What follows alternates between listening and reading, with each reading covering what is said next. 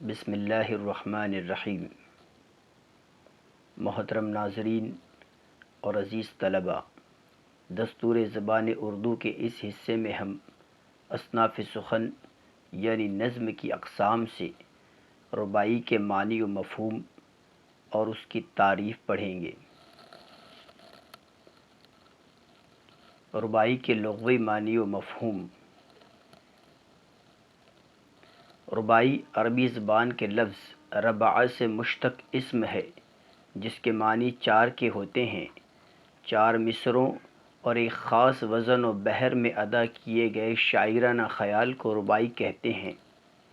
اس کو دو بیتی بھی کہا جاتا ہے کیونکہ اس میں دو شعر ہوتے ہیں۔ اکثر اس کے پہلے، دوسرے اور چوتھے مصرعے میں قافیہ استعمال ہوتا ہے۔ کبھی کبھی چاروں مصرعوں میں بھی قافیے استعمال کیے جاتے ہیں۔ رباعی کا چوتھا مصرع بہت بلند اور زوردار ہوتا ہے۔ اتنا ہی نہیں بلکہ اس میں پوری رباعی کے مضمون کا خلاصہ اور نچوڑ ہوتا ہے جو بہت خوبصورت اور چونکانے والے انداز میں شاعر کی بات کو مکمل کرتا ہے۔ رباعی کا وزن لا حول ولا قوت الا باللہ مقرر ہے۔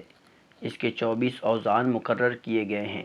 رباعی میں اخلاقیات، سماجیات، سیاست، دنیا کی بے ثباتی، وعظ و نصیحت اور تصوف و فلسفہ وغیرہ مضامین لکھے جاتے ہیں۔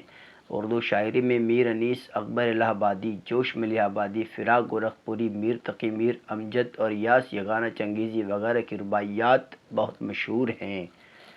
اصطلاح شاعری میں رباعی کی تعریف: وہ نظم جس کے صرف چار مصرعے ہوں اور جس کا پہلا، دوسرا اور چوتھا مصرع ہم قافیہ ہو رباعی کہلاتی ہے۔ مثال: بحر الفت کا کنارہ چھوڑ دوں، کس طرح دامن تمہارا چھوڑ دوں، سارا عالم ہے مخالف آج کل، کیا تمہارا بھی سہارا چھوڑ دوں۔